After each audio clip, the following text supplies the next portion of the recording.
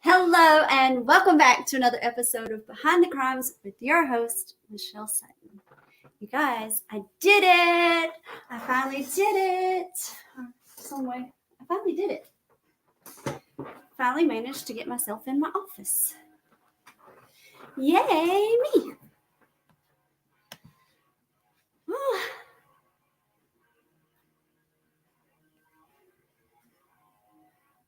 Oh, you like my chair? I stole this from the kids. So, I have not been live since Friday night, and I'm going to explain that.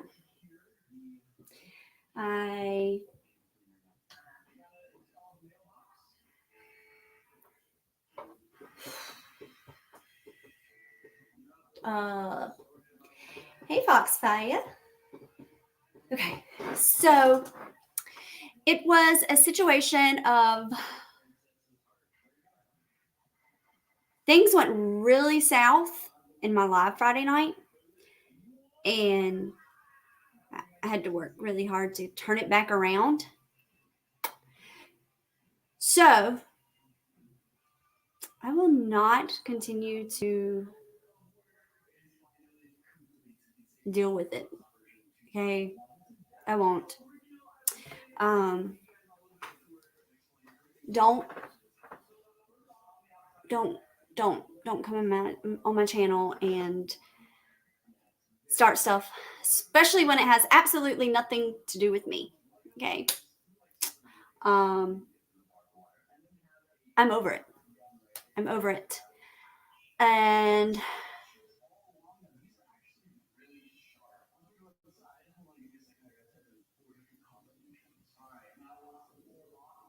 I mean, I have children. I don't need to have to babysit children in my chat. Point blank and simple. Now, you guys know we have been covering the Madalina Cojocari's case. And, well, I've been over it too. I just wanted to, I don't know what I was holding on to, honestly, you guys. I don't know what I was holding on to.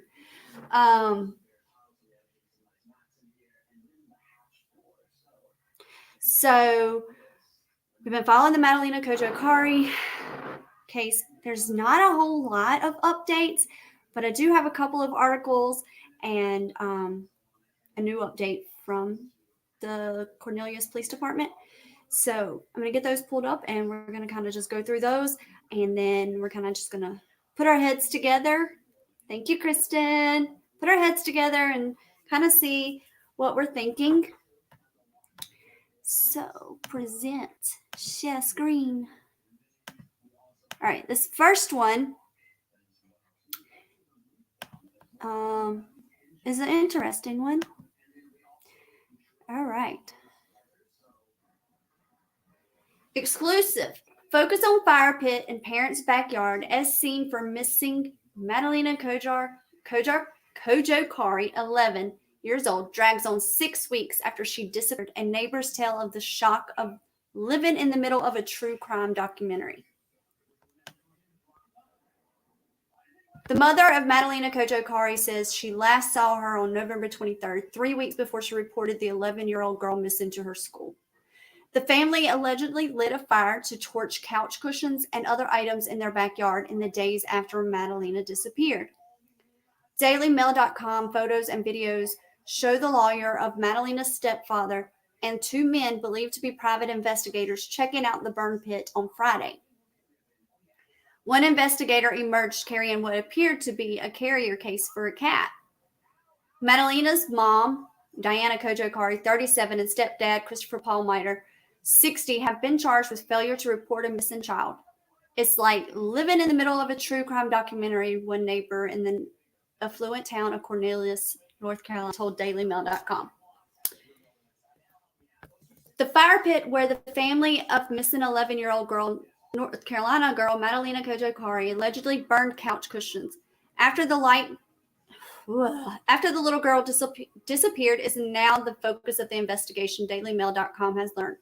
Brandon Roseman, the lawyer for Madalina's stepfather, Christopher Palmeter, was seen examining the pit with two men believed to be private investigators on Friday. The three men pulled up around noon Friday and walked through the backyard, then proceeded up a staircase through a rear gate leading to the secluded fire pit. Exclusive photos and videos by DailyMail.com showed they gathered around the black charred circle that burned for several days in late November. Only after noticing the DailyMail.com reporter watching from outside did they step away from the pit. They then examined a patio umbrella in the backyard before entering the two-story brick house, spending an hour in the now shuttered home and garage before wrapping up. The two investigators tried to hide their faces from DailyMail.com's cameras as they emerged, with one of them carrying what appeared to be a cat carrier. The family owns several cats. The mother of Madalina says she last saw her on November 23rd, 3 weeks before she reported an 11-year-old girl missing to her school. The family lit a fire allegedly to torch couch cushions and other items in the days after Madalina disappeared. Brandon Roseman in tie and two investigators pulled up around noon Friday and walked through the backyard, then proceeded up a staircase through a rear gate leading to the secluded fire pit, exclusive DailyMail.com photos show. The black charred circle burned for several days in late November after Madalina was last seen, but before her family reported her missing to police. The investigators tried to hide their faces from the DailyMail.com cameras as they emerged, with one of them carrying a cat carrier. Palmeter, 60, and Madalina's mom, Diana Cojocari, 37, have been charged with failure to report a missing child and continue to be held on $250,000 and $200,000 bond, respectively. Police accused them of continuing to withhold information. Now 6 weeks. 6 weeks. 43 days. Ooh. Police accused them of continuing to withhold information now 6 weeks since the girl was last seen. The case has prompted anger and bewilderment among locals in Cornelius, an affluent town just north of Charlotte, that the couple has called home since 2017. It's like living in the middle of a true crime documentary, one neighbor told DailyMail.com. The couple has always been considered an oddity. Cojocari immigrated from the impoverished Eastern European nation of Moldova, where she recently participated in a reality show on weight loss in 2014. She showed off her engagement ring on the program, and there's also a glimpse of a little girl believed to be Madalina. They didn't know each other before the engagement. Josefina Pascal, a Romanian journalist who did some research on Cojocari's life in Moldova, told news station, so all of this was abrupt and sudden. Okay, so I'm going to pause it right there for a second. Okay, because we're going to talk about this. All right, so that's just saving my spot. Okay, we're going to talk about this for a second. Oh my gosh. Yeah, we got to figure this algorithm out bad.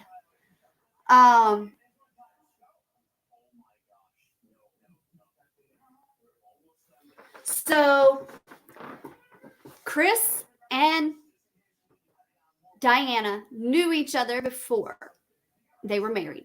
It was not all of a sudden type thing. There's proof that he has been to Moldova.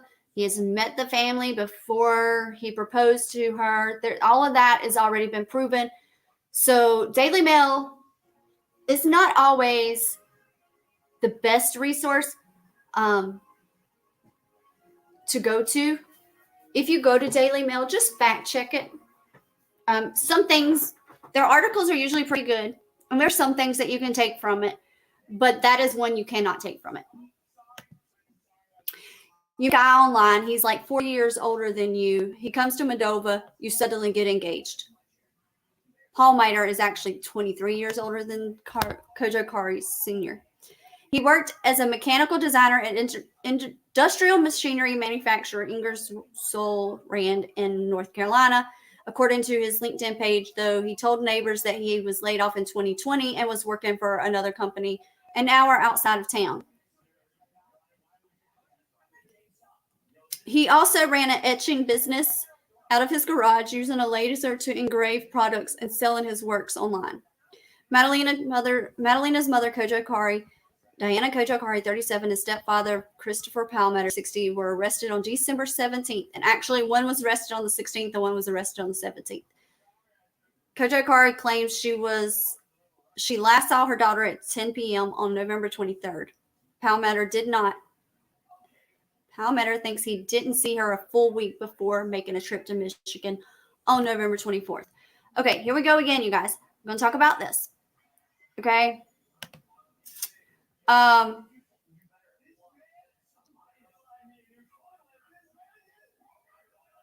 Yes, Diana says that November 23rd was the last time she was seen.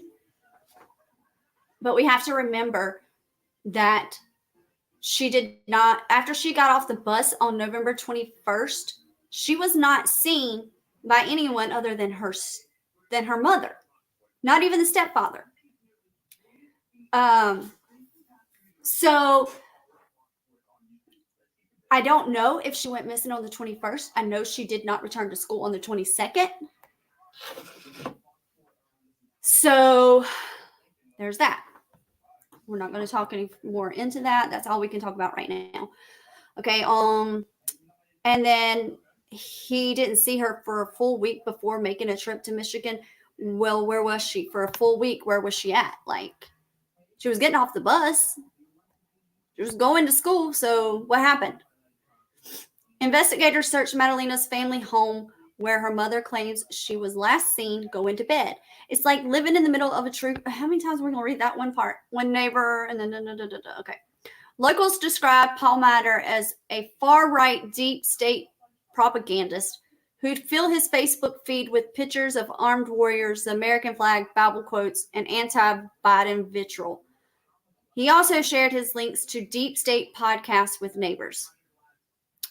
When any form of government becomes destructive of these ends, it is the right of the people to alter or abolish it, he wrote in one posting January 30th, 2022. He boasted to neighbors about owning a cache of guns, and during the George Floyd protest, threatened to use his weapons if any protesters showed up at his house. I don't know who this neighbor is that is speaking, because the majority of the neighbors are not speaking.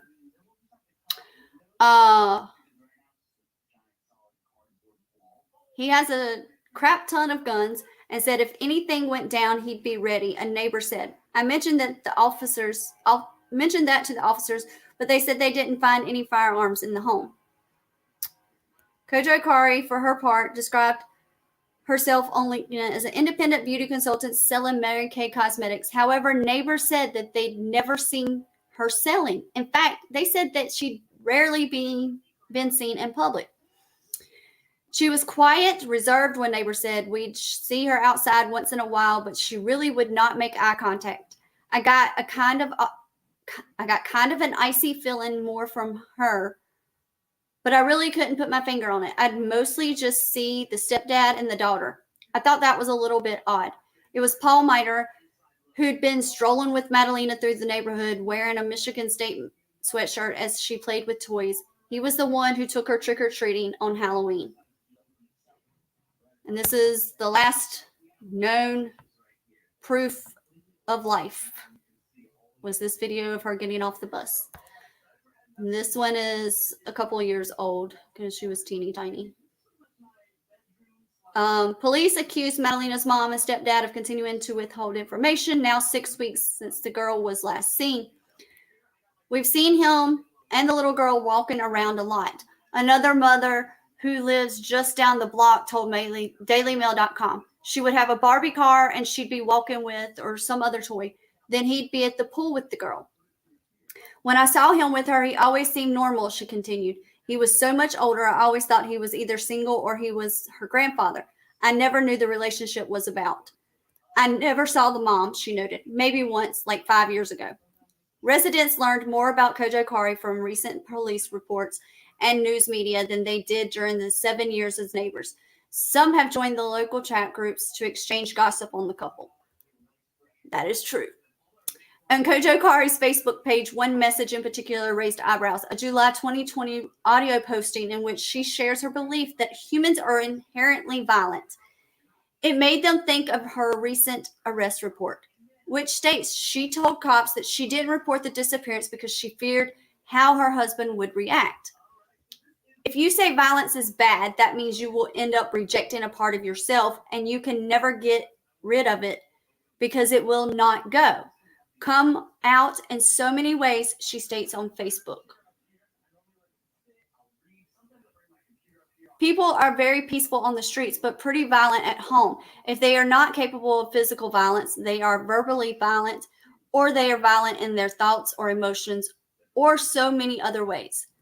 Cojocari said the only remedy is meditating, stating, "You will find peace in your heart, your mind, and your soul." Cojocari's Facebook page states that she studied at the University of the Spirit. Oh, Lord, y'all don't even want to talk about that one. Now, if y'all want to look into that University of Spirit, you can go ahead, by all means. Before we go, okay. All right, Michelle's email. Okay.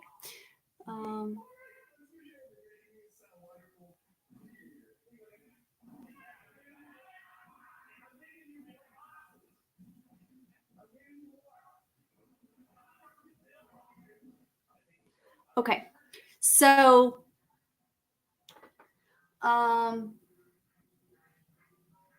there's really not much in the chat. You guys are awfully quiet. I need y'all to comment and comment and comment and comment. I don't care if it ain't got nothing to do with what we're talking about.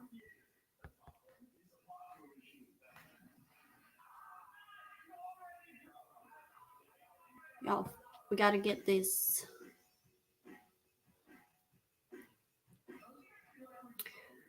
Okay. All right. I heard through the grapevine they practice some weird religion, and I mentioned this to the FBI. One neighbor told DailyMail.com. One of the investigators responded, "Oh yeah, there's definitely some sun worshiping going on in there." Before the arrest, the couple's greatest issue with locals came from a more mundane issue. They had an abundance of cats that would roam the streets, drawing complaints from the neighborhood association. Madalina was last seen on November 21st, leaving a school bus, and according to her mother, vanished on November 23rd. But Cojocari did not report her daughter's disappearance until December 15th. She said she told the police that on the day she vanished, she argued with her husband that he drove in anger that evening to his former hometown in Michigan. Well, that is not what that arrest record says. It just says they had an argument and he left shortly after to drive to Michigan. That's what's in the arrest report. Doesn't say that he done it in anger.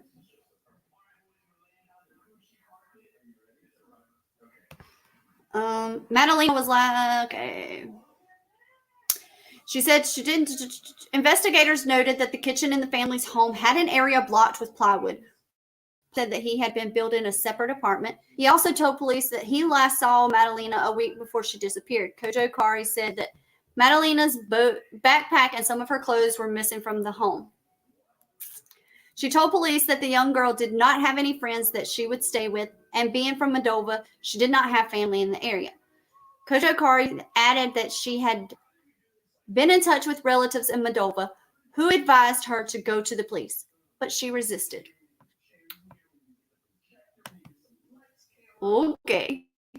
Yeah. So everybody your family in Moldova knows? Your family in Moldova knows. And they didn't say anything? Even when this came out, someone in our group who speaks Romanian reached out to Diana's mother, and she told them that she didn't even know that she was missing. Well, why would Grandma say, or why would they tell her that to go tell the police if they didn't know anything? That just doesn't make sense to me. All right. Now, hold on. I got to open this back up.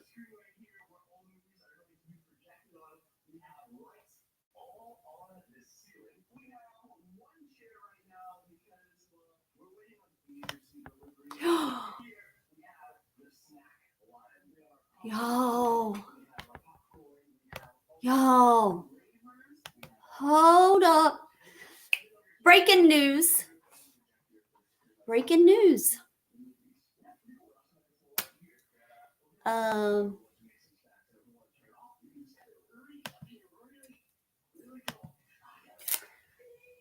Wow.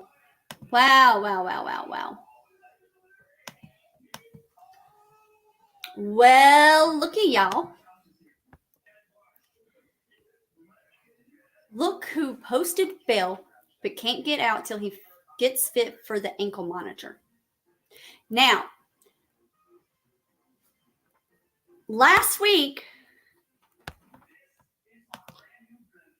Diana and Christopher had court to evaluate their bond, and Diana's did not change. She was already under a $250,000 bond with, she would have to put the ankle monitoring on. That's what they set her bond at to begin with. Then last week they made her turn over her passports. Then they changed his from $200,000.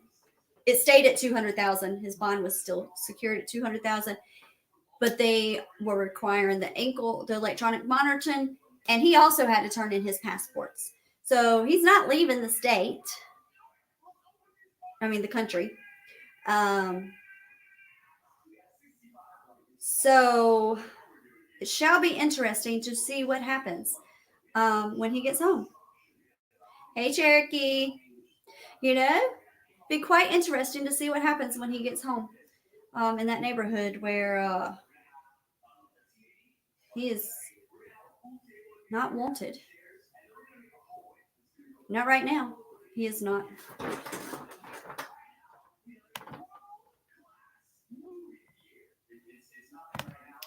All right. Stop sharing. Ooh, I can't believe he got out.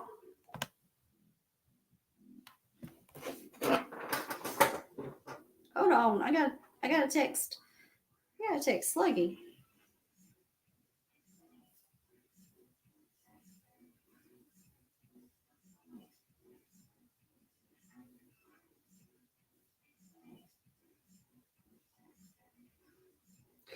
Which, I wonder why.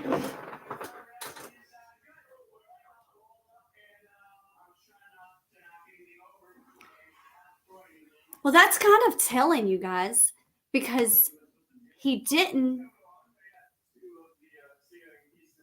He left her in there.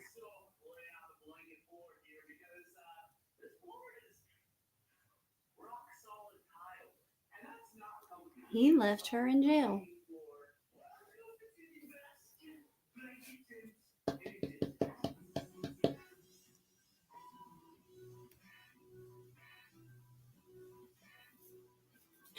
Well, then, let me see if I can find that other article, because now I done clicked off of it to read that.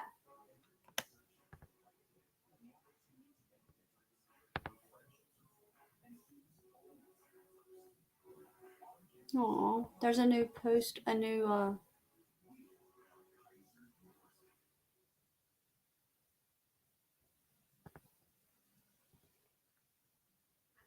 what are you doing, Michelle? It's gonna be in the group, and you're not in the. Just click right here.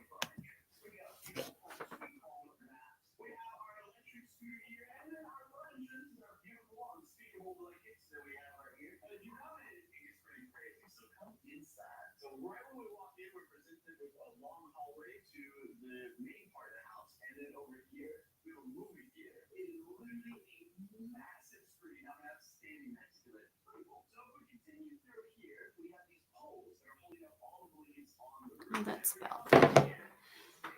Okay. Let's see what we can find in here.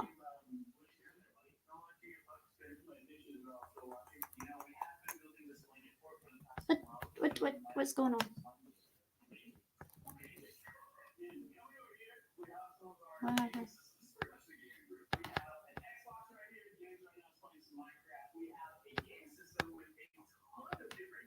Why is this not working? Okay, I guess I'm gonna have to read it from my phone because it's not scrolling.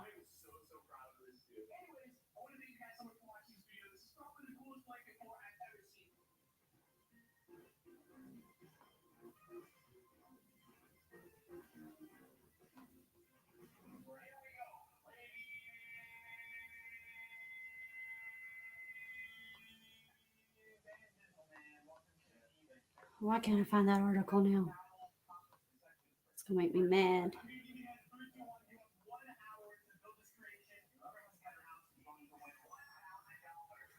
All right, found it. I'm just gonna read it from here.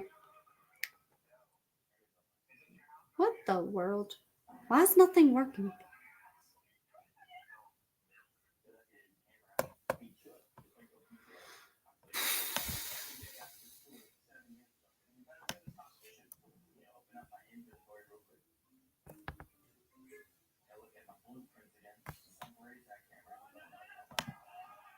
Oh, I know what it is.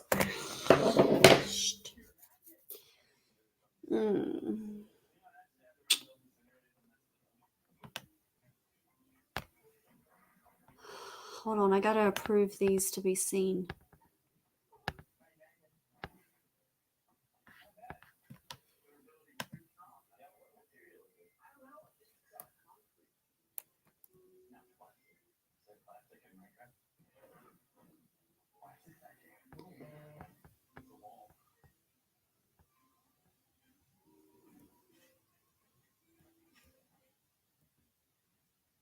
Hold on, you guys.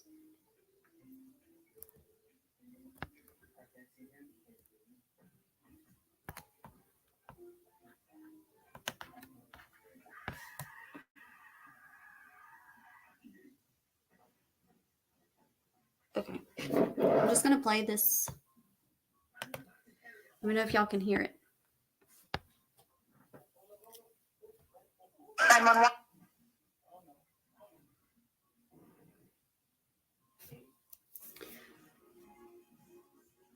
That's an hold on, it's an true crime series. We knew there was a murderer still out there. Victims are never forgotten. There's only one destination to stream your fascination.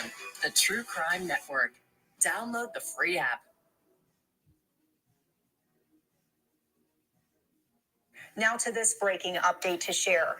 This is an update in the case of Madalina Cojocari. We are learning a grand jury has indicted the mother and stepfather of Madalina. This is for failing to report the 11-year-old missing to law enforcement. You can remember that she's been missing since last November. She was last seen getting off of a school bus.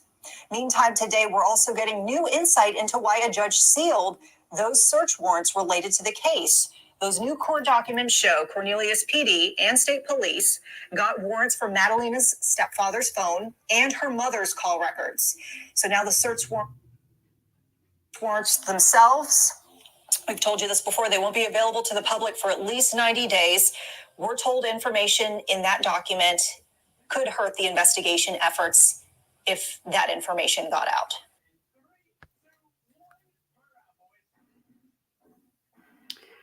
Okay, so this is okay. So where hope finds help. So now let's see.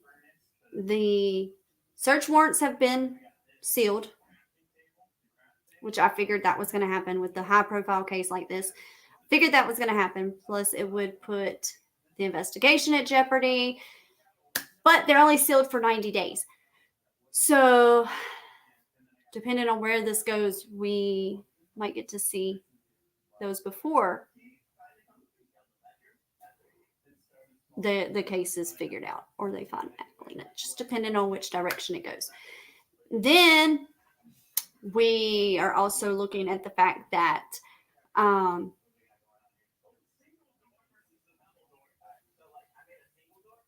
they have been indicted to the grand jury.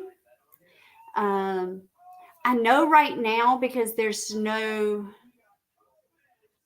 proof of anything that we are aware of anyways, as to what happened to Madalina, where she went.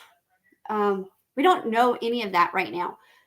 What we do know is that her parents, the ones who were supposed to love and protect her, were the last people to see her, and neither one of them know anything. Now we have stepfather has bailed out, and I don't know how he bailed out. I don't know. That's a big bill. $200,000 is a big bill, and he couldn't have used the house without her permission because she was on the deed.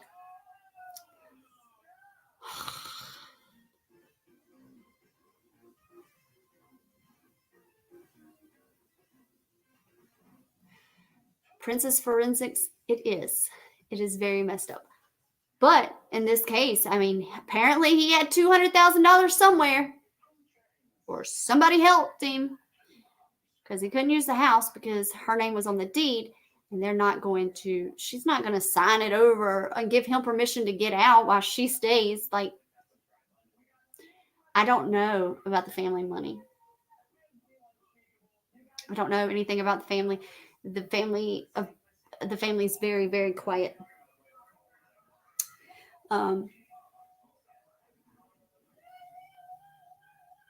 Which, you guys, here's the thing. Maybe he will speak. Once he's out, maybe he will talk. I'm sure he's been told to keep his mouth shut, but they don't usually do that. So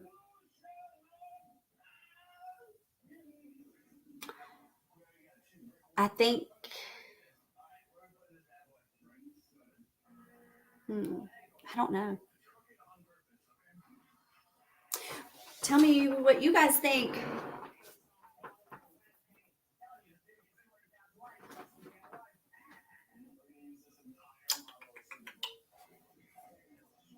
You think he took a plea? No, he bailed. His bail was secured $200,000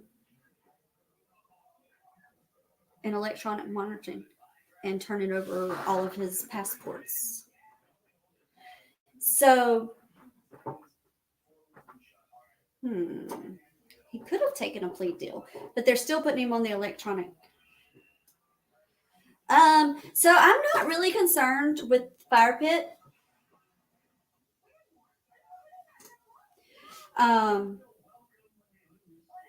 One, we know that they didn't burn her body in the fire pit. Like, that's just, in order for that to have happened, the neighborhood would have smelled that.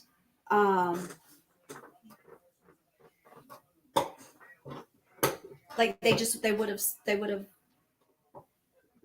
smelled it. Not to mention, the fire department was called, and there's proof of that. Fire department.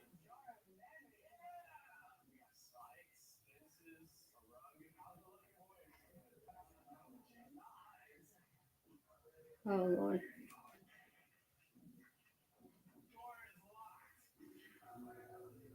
Maybe he didn't find out, you guys.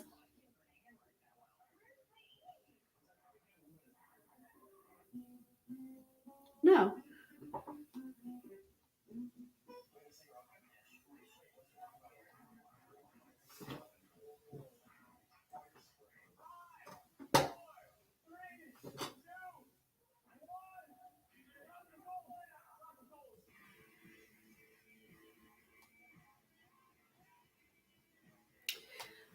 Anyways, this morning it was confirmed that the fire department did go out to checked the fire, and she was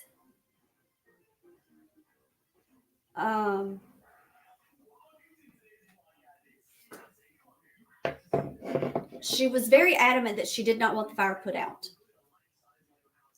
And this was during the time that he was in Michigan.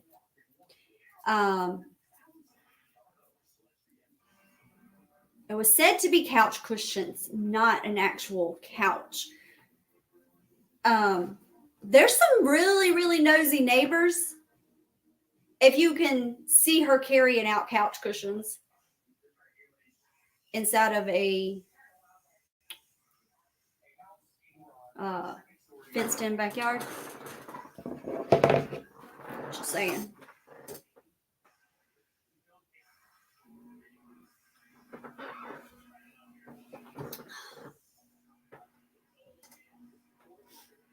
Hold on, I'm about to tell these.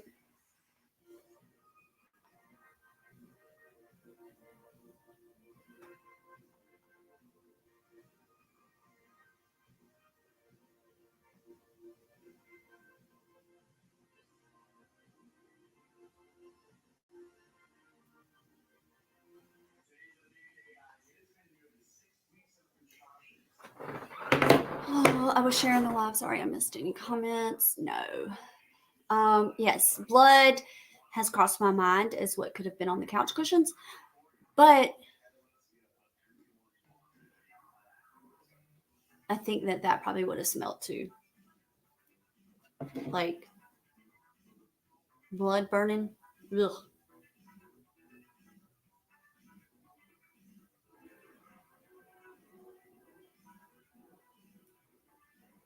So I don't think he was released. It just changed the conditions of. When I look at it, I don't know. I'll have to give it to somebody else. I told him to call. I said, just call. That's what I did the last time.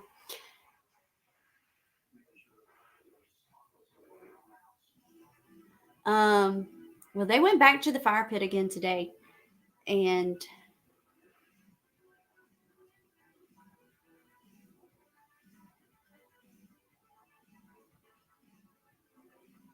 you'd have to have a very hot fire for what? Oh, yeah, you would. To determine, to do the unthinkable to that poor girl.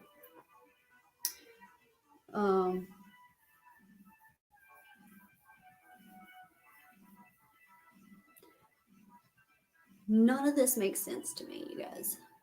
None of it.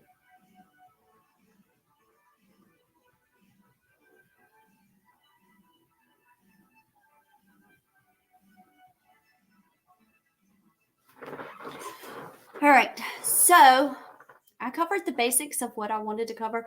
I'm going to, the way that I read the thing on the website is that he is released, but I'm not positive because people are saying that REL doesn't mean released. So I don't know.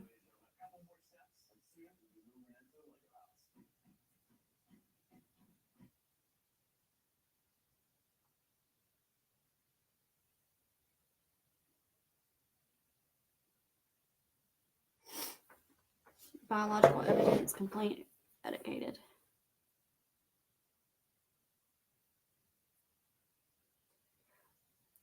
Right. But they took samples of the fire pit the first day. They took samples of the fire pit, and it they would be able to, I'm sure it's not back from the lab, but I'm sure if there was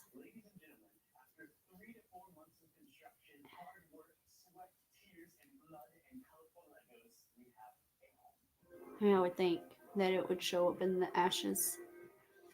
I don't know. I'm not that's for Princess Forensics over here. Would there be any DNA or blood in the ashes from that fire pit?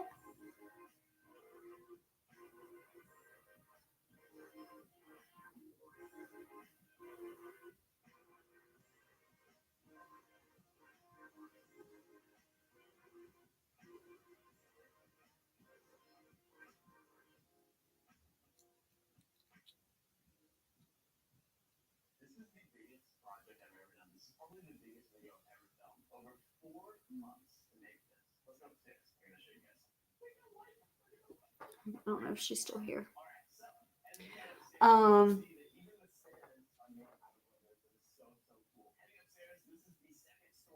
no, she didn't. She wasn't in the fire pit. Like they would have already released that.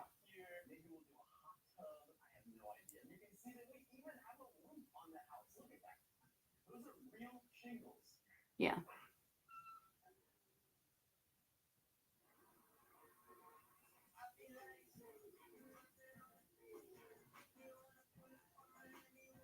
So it is possible that they do find some evidence of DNA or blood if there was some.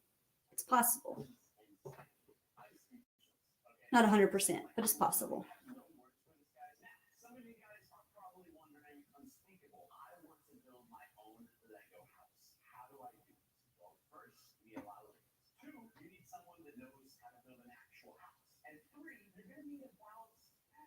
Yeah, it would be hard to separate the ashes. I don't know if they like. I mean, obviously it's sus. It's very sus, actually.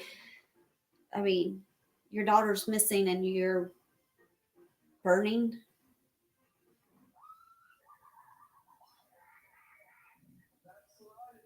Couch cushions. And it doesn't take days to burn couch cushions. So why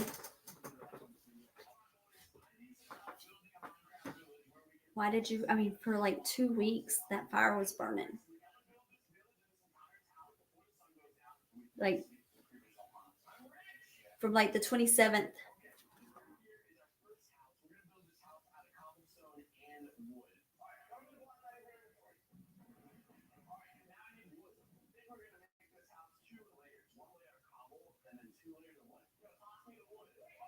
From like the 24th, 25th, or something like that, until they arrested her.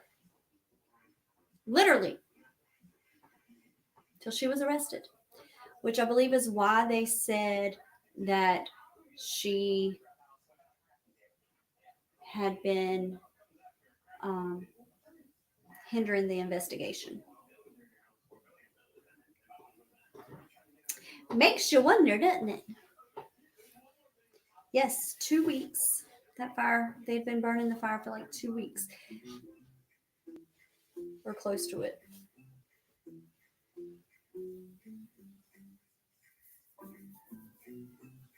I don't know. I can't.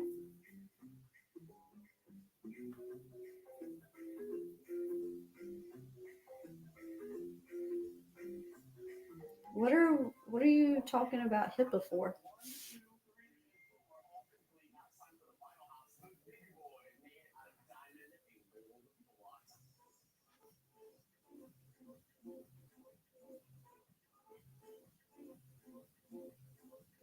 Yeah, but the smell of burning flesh in itself, as close as those houses are up against each other, like they are like super, super close. Like, thank God my neighbors are not. I mean, I'm in a subdivision and all, but it is not like that one. Actually, you know what? Let's just get Google Earth and let me show you why I say these people would smell it. Like they are so stinking close. It's not even funny.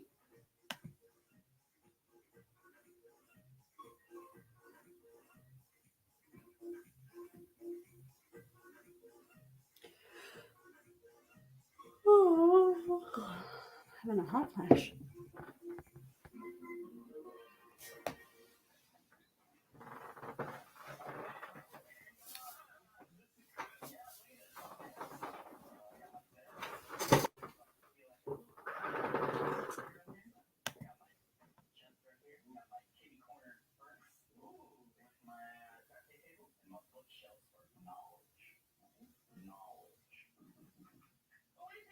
I don't remember what I asked you.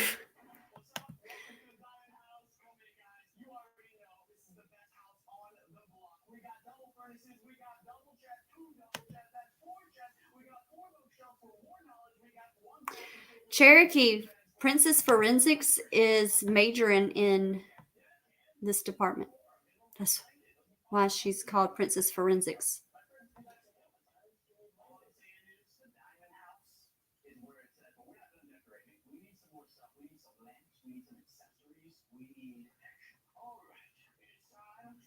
Yeah, that's another thing. Yeah. So the fire department was called. Thank you for reminding me that, Kim. The fire department was called out there. So therefore, it would have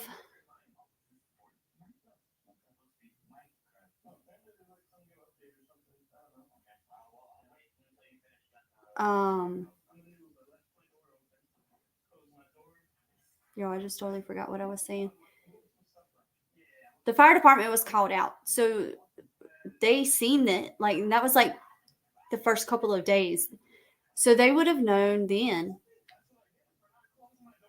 But the fire department will not, they won't, they've just confirmed that they were there, and that's all they're saying about it right now. So, I don't know what they know.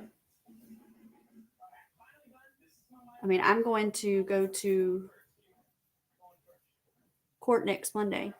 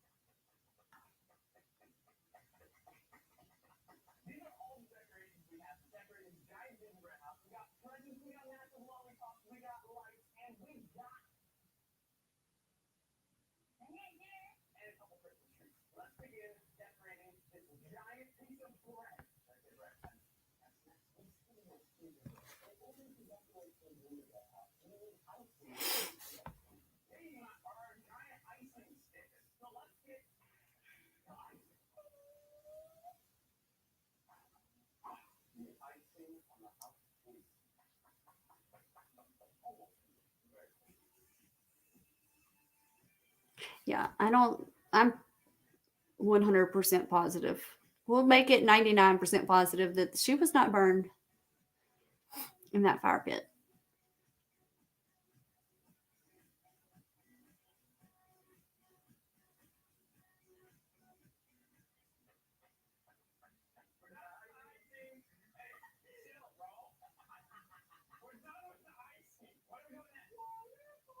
Yeah, I mean,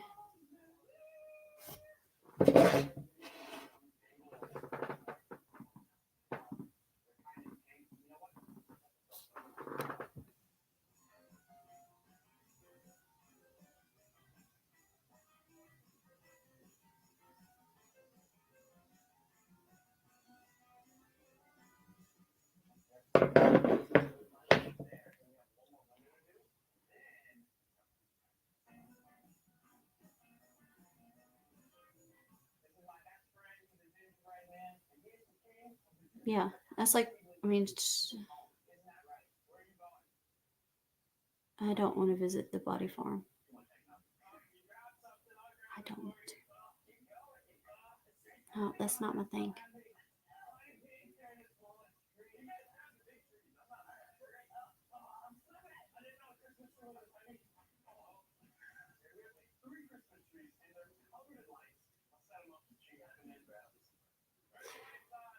Well, that's about all that we know at the moment.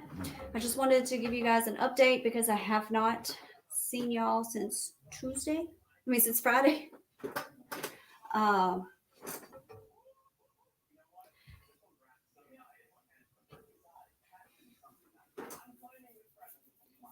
mean, I'm not going to even try to speculate in this case or come up with theories because this one is just. It just makes me mad that not a single family member is speaking out. The only people that is speaking out for this child is the neighbors that didn't even know her. and us YouTubers.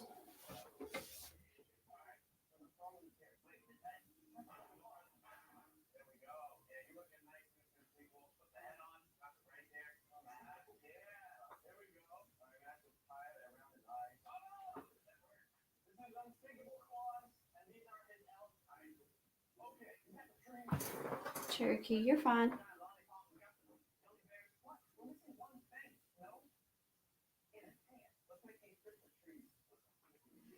All right, you guys.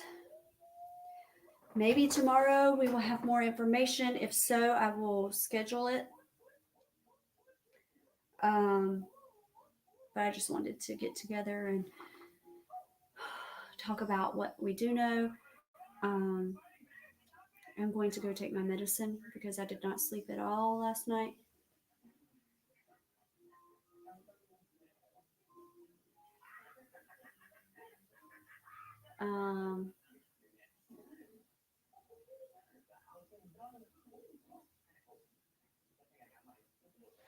Yeah. So there's that, you guys. Foxfire said, tweet her in her DMs. I'm not sure who that was for.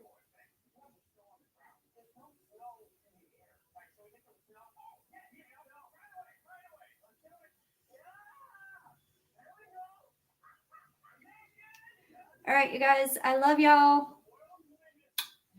I'll see you on the other side.